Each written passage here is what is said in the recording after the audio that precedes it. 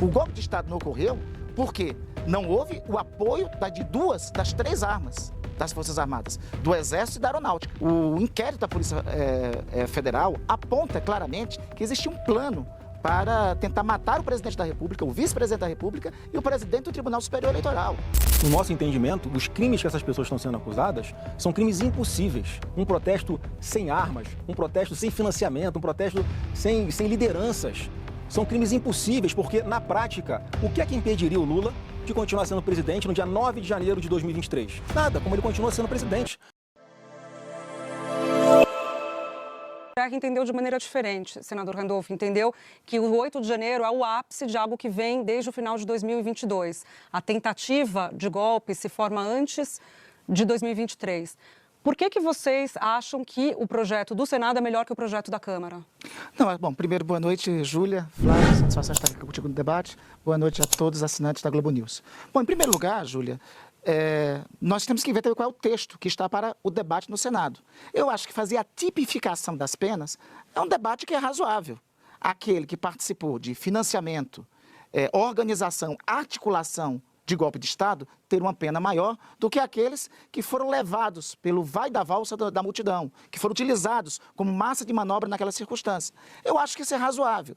Ter dosimetria das penas, debater dosimetrias, embora dosimetria seja um instrumento a ser aplicado pelo juiz, no caso, os ministros do Supremo Tribunal Federal que estão julgando, mas nesses casos específicos, debater qual seria a pena justa, a pena adequada, é um debate que é razoável ter tido. Então, o STF excedeu as penas, se o senhor defende que é necessário ter uma dosimetria? É necessário ver a circunstância, que é a interpretação do 359-M e L do Código Penal. O 359-M e L do Código Penal é um instrumento que a democracia brasileira colocou em sua própria defesa. E foi, inclusive, um dispositivo sancionado pelo presidente Bolsonaro.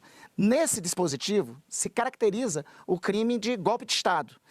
Nesse dispositivo, as penas que estão em curso no 35M, elas são cumulativas com o 355L. 12 anos no máximo e 8 anos Exatamente. no máximo. Há cumulatividade. Então, na verdade, o Supremo Tribunal Federal faz a interpretação do que está escrito na lei. Debater se isso é justo, se a mesma pena que pode vir a ser aplicado para quem articulou, para quem planejou, para quem financiou uma tentativa de golpe de Estado, tem que ser a mesma pena a ser aplicado àquele que participou como, vou utilizar esse termo, massa de manobra de algum dos atos, eu acho que isso é um debate razoável. O que ocorreu pela aplicação do STF é que houve o princípio da cumulatividade. Um dos debates que existe no Senado é se a cumulatividade se aplica ou não. Isso difere do debate de anistia. E sabe por que difere do debate de anistia? Porque, Júlia, nós tivemos, ao longo da nossa história, 9 golpes de Estado no Brasil. E tivemos pelo menos 5 tentativas. A não punição, quem tenta golpe de Estado e se concretiza, ascende ao poder político. Quem tenta, mesmo aqueles que tentaram e o golpe não se concretizou, logo em seguida foram anistiados e participaram depois de passagens muito tristes da nossa história. O golpe de Estado não foi dia 8 de janeiro, Júlia. O golpe de Estado ele foi um processo continuado. Veja, o presidente Lula é eleito no dia 30 de outubro de 2022. No dia seguinte, começou a ter, no mesmo dia da eleição, a gente não pode esquecer que no mesmo dia da eleição, teve a mobilização da Polícia Rodoviária Federal para impedir que os eleitores de Lula fossem votar no Nordeste. Então, o golpe de Estado estava em curso já a partir do próprio dia da eleição. O dia seguinte à eleição teve bloqueio de rodovias, teve ações, teve acampamentos em frente aos quartéis pedindo uma intervenção das Forças Armadas. A intervenção das Forças Armadas não ocorreu porque 2 dos comandantes militares não aceitaram. Mas um dos comandantes militares, o da Marinha, segundo a investigação e segundo o depoimento dos próprios outros comandantes militares, concordou em ir adiante no golpe de Estado. O golpe de Estado não ocorreu porque não houve o apoio de 2 das 3 armas das Forças Armadas, do Exército e da Aeronáutica. Um dos comandantes, assim, concordou. Além disso, o inquérito da Polícia Federal aponta claramente que existia um plano para tentar matar o presidente da República, o vice-presidente da República e o presidente do Tribunal Superior Eleitoral.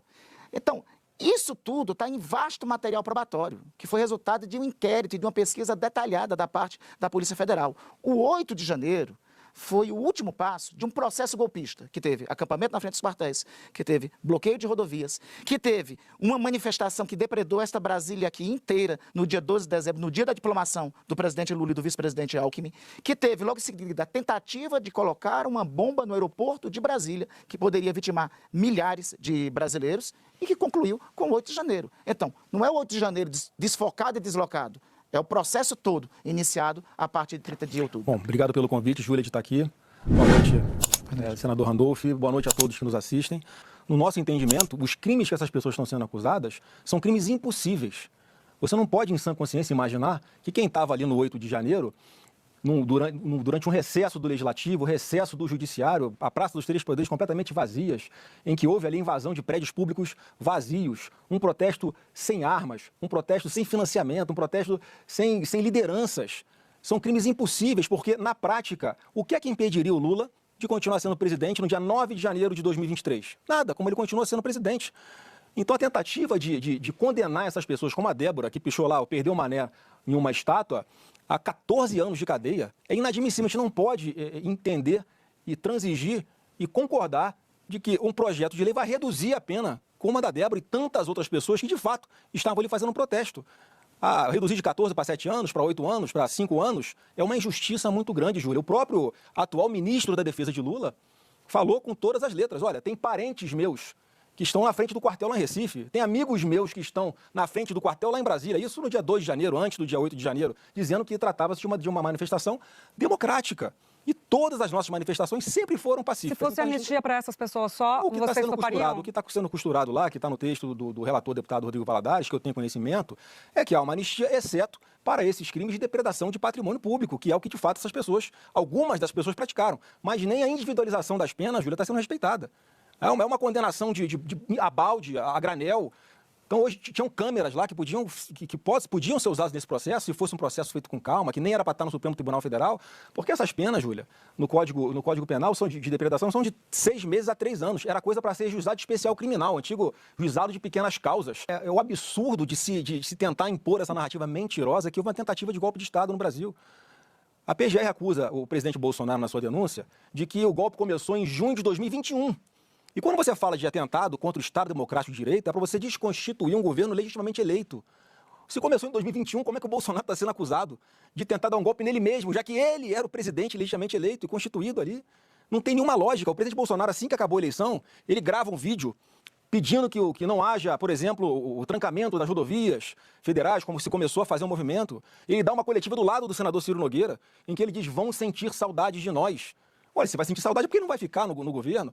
E ele fez uma transição a pedido do ministro Zé Múcio, hoje ministro de Lula, e o Bolsonaro nomeou os 3 comandantes de força, Exército, Marinha e Aeronáutica, indicados pelo Lula.